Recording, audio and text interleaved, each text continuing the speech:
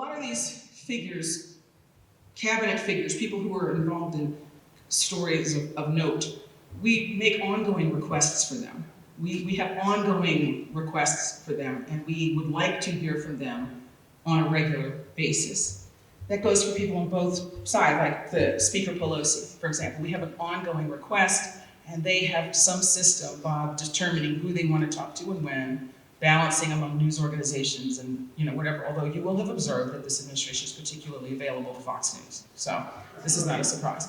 But it is particularly important now because there are so few briefings, right? I can't remember the last time there was a briefing at the White House. There's been a lot of debate in our field about whether these briefings are even useful or not. One of the media writers said we should send the interns because it's just stenography, because what they're saying is not, anyway, you understand. So Steve Inskeep had the last interview with Secretary of State Mike Pompeo. It was about 6 months ago. We put in another request on behalf of the network. It was determined that Mary Louise should go because she had just come back from Iran, and as you know, the escalating tensions with Iran, I'm hoping you all are familiar with this, and it's quite consequential. She, in setting the interview up, told the Secretary of State that she wanted, his communications person, that she wanted to focus on Iran, but she would also want to introduce other topics, namely Ukraine. This is in the email chain. This has been reported. I'm not telling you any secrets. This is a matter of public record at this point. And, she asked 10 questions about Iran before moving to the Ukraine portion. The Secretary of State took issue with her questions. He then demanded that she follow him into a private living room where he proceeded to curse her out. He also demanded that she not bring her recorder with her or the other people on her team.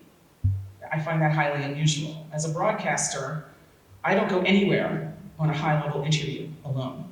I would have a technician to ensure that the audio quality is first rate. I would have an editor, and I would have a producer, so that there is another set of eyes.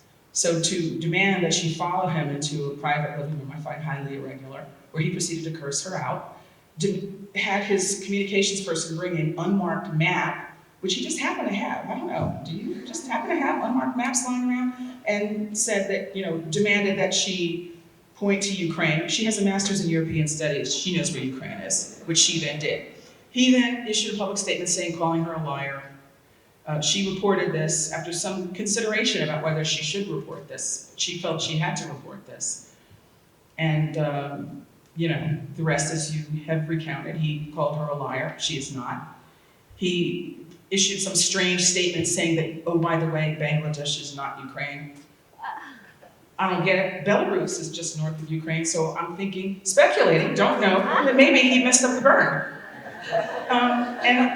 Then subsequently, the Secretary of State is on a trip to Europe, and our diplomatic correspondent, Michel Martin, a 20-year veteran, was removed from it was her rotation to be the radio pool reporter. When there's limited space and every news organization doesn't have room, we have a pool system where each representative of different media, a television pool reporter, a print pool reporter, a radio pool reporter, usually a wire service pool reporter, will go and then we pool, because it's quite expensive, and then share the information. She was summarily removed from the flight.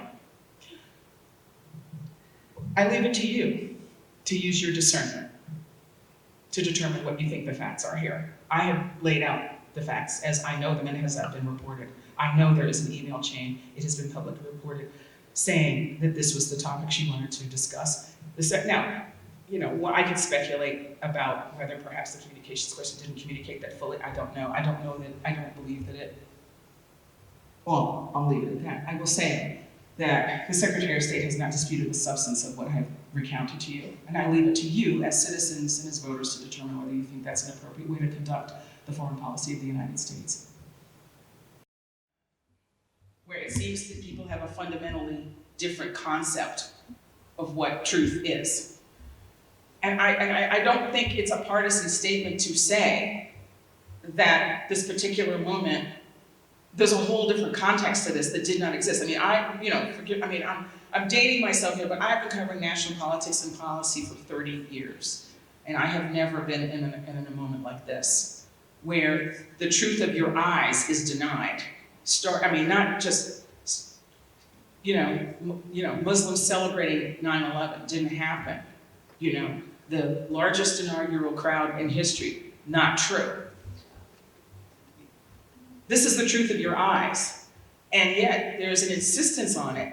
And so this is why I say that this is an existentialist issue. Because, I understand that there are those who believe that this is a stylistic thing, right?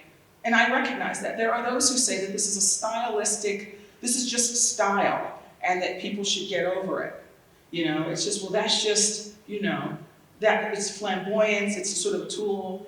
And I say to you, and part of the reason I came to you today to say what I had to say is that no,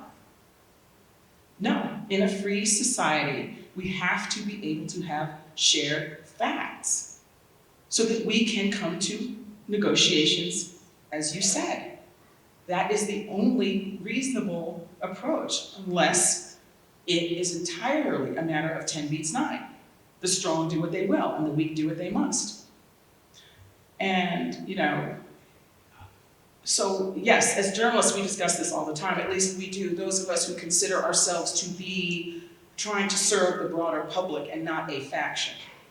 And look, it is obvious. I mean, you all are adults. I don't need to tell you that there are certain news organizations who seem to be very committed to, arguing the case of a particular ideological group or particular administration. And there are others that are not trying to do that. We see ourselves as being here for everyone. But it's very difficult when people don't care what's true. So this is why I say you need to care what's true, and that has to be a standard. I will say that one of the things I found really interesting about the current moment is that prior to this moment, the people who I was most acquainted with who liked to make things up were celebrities. Because they felt it was okay, I found it really fascinating that, my sister's also a journalist and she used to work for People magazine.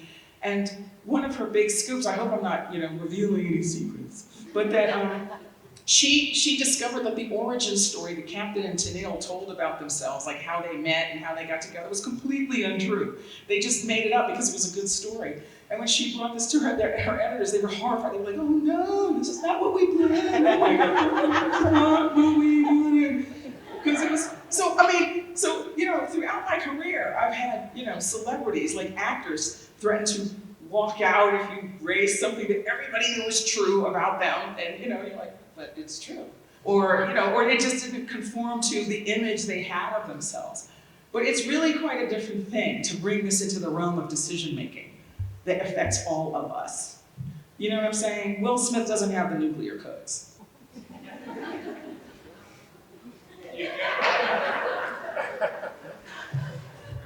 I don't know if I've satisfied your answer, but we are not satisfied that if you read any of the major news organizations that have a public editor or the media critics, some of them can be mean and superficial, but that is the central question that they are continually asking, which is what is the correct approach here when you have people playing by vastly different rules and expecting you to accept them just because they said so.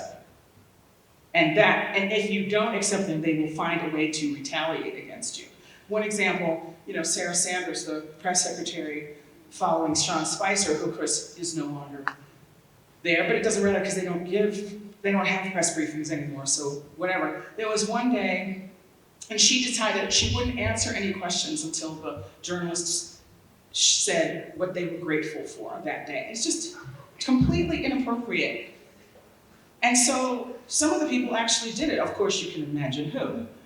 And so the other reporters were in this weird position, like, what do I do? And when one of the reporters refused to answer, she says, well, you're not playing by the rules. So the reporter, to her credit, said, I'm grateful for the First Amendment.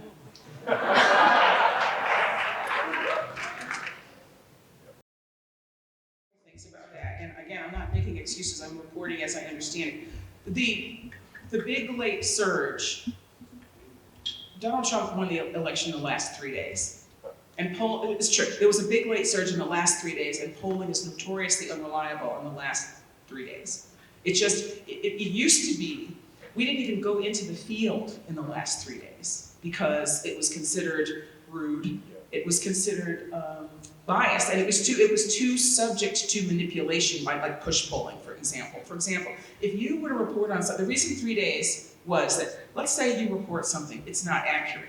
The other candidate or something has been maligned, something's untrue, you're correcting it on election day, right? So that's why in some countries you are not even allowed to publish polling or publish certain information in the 3 days prior to an election.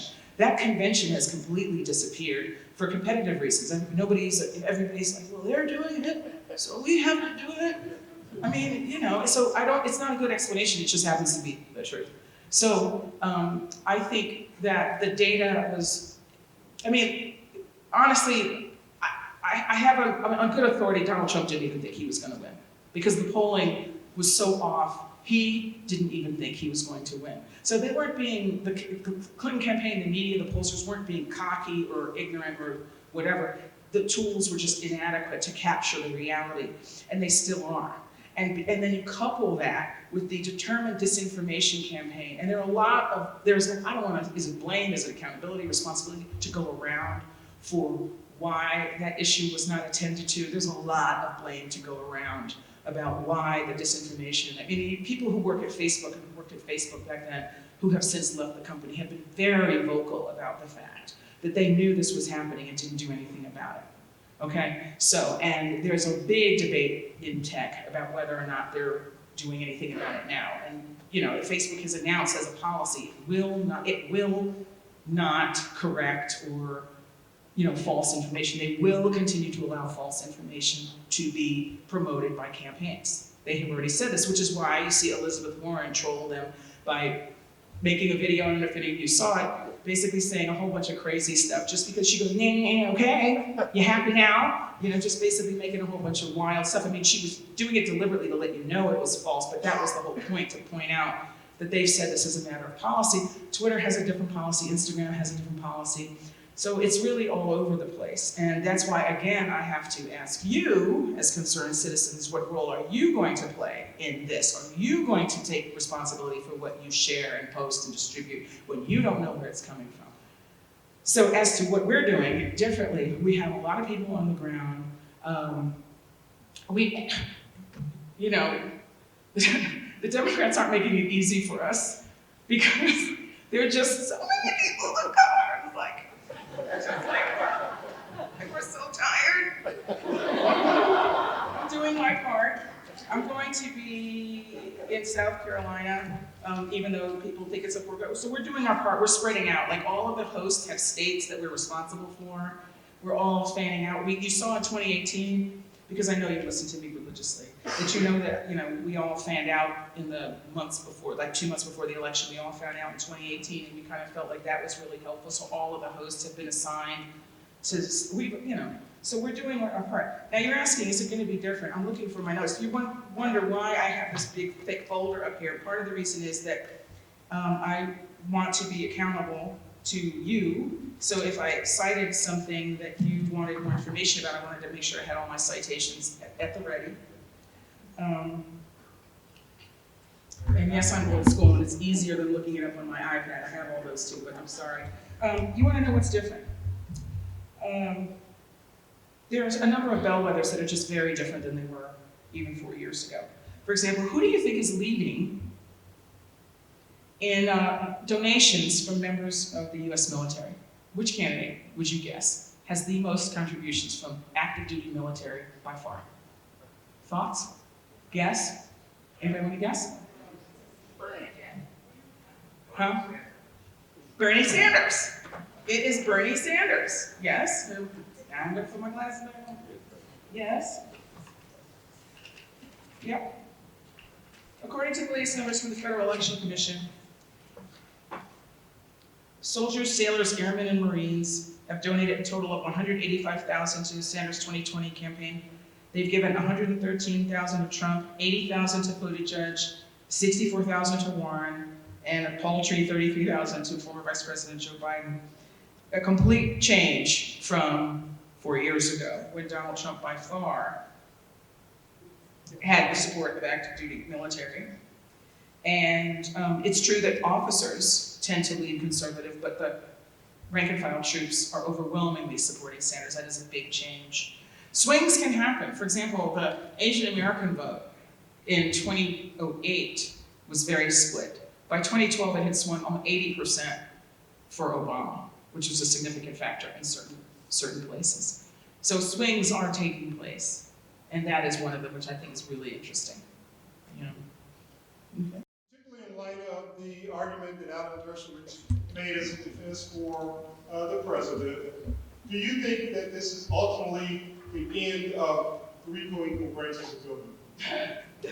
Oh, sure, like I'm gonna really answer that. Love you, but no, because I like working.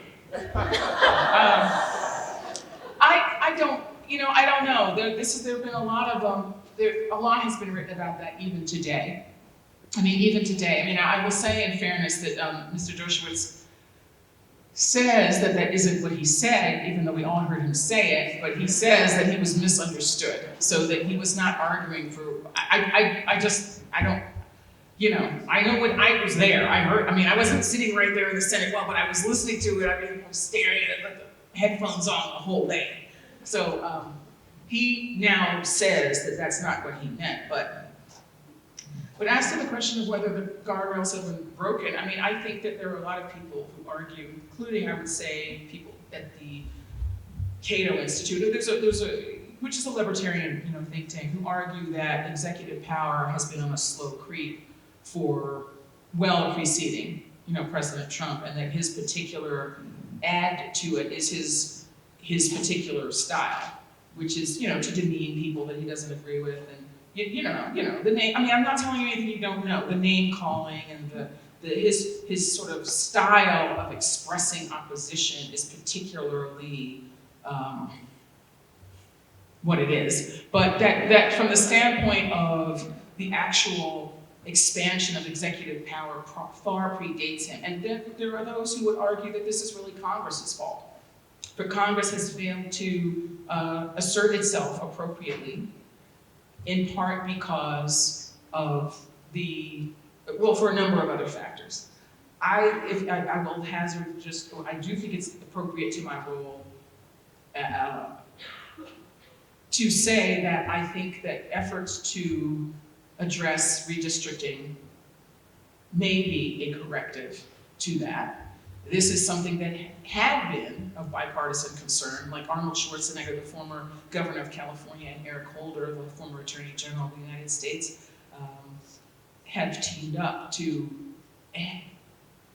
get involved in redistricting, because their argument is that part of the problem here is that the districts have been so manipulated to advantage one party or the other that there's no incentive for moderation, and so therefore it's become a Congress of extremists, and so that inhibits their ability to